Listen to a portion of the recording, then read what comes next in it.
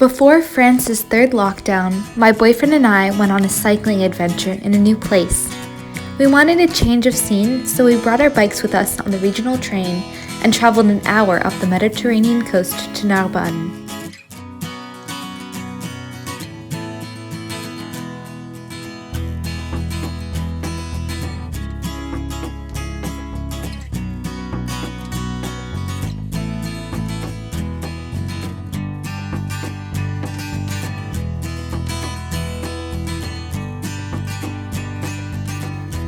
From the train station, we made our way to the Canal de la Robine. This canal helps link up the Haut-Département to the sea and is a branch of the Canal du Midi, which leads from Toulouse and is one of the oldest functioning canals in Europe. Both of these canals are UNESCO World Heritage Sites. It had been a while since I went on a long bike ride, so it felt so good to be out on my wheels again. I tried cycling a few times in the winter, but it was either too cold or windy to be enjoyable. On this March day, the weather was divine. It was sunny, but not too warm, and every time I cycle in the countryside, I feel so peaceful, and my stress seems to melt away.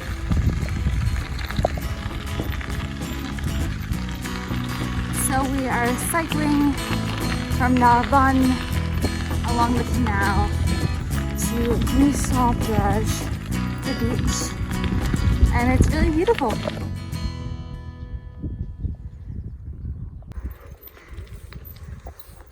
Coucou les chevaux.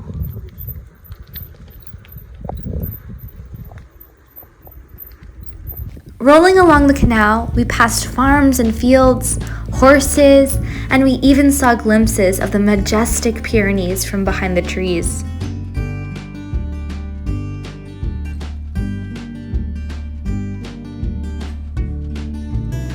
Soon, the landscape started to change. The farmland became rocky cliffs and the canal appeared more marsh-like. We arrived in Gruissan. We cycled around the lagoon and passed other cyclists, hikers, and even a few flamingos.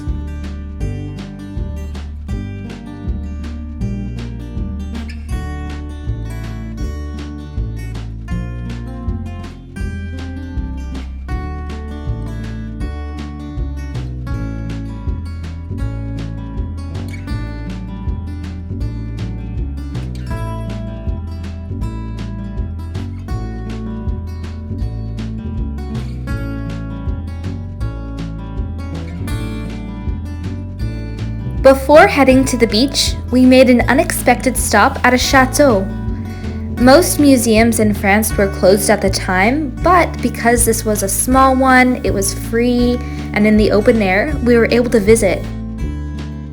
I've been living in France for almost 4 years now, and it still amazes me each time I discover a place that has its own little castle or cathedral.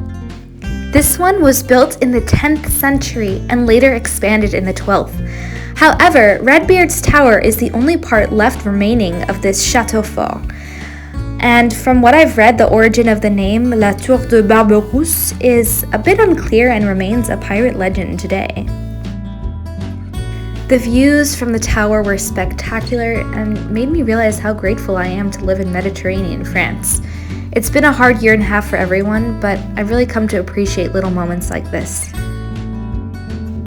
Next, we headed over to the beach and stuck our toes in the sand as we ate our picnic. It was still too cold to swim, but listening to the waves crash and watching the kids and dogs run around and play in the sand made me really happy.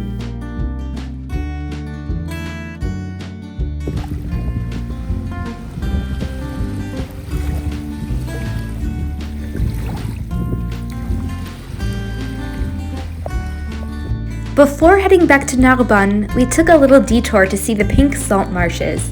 My legs were starting to hurt, but I'm glad I powered through because seeing these salins was such a unique experience.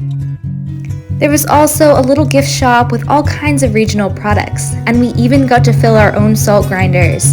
We chose a pink hibiscus salt and then a basil flavored one too. There was also a little museum exhibit about the history of salt harvesting in the region that was allowed to stay open since it was part of the store. I could have stayed so much longer at the beach, but we had to cycle back to Narbonne so we could catch our train and get home before curfew.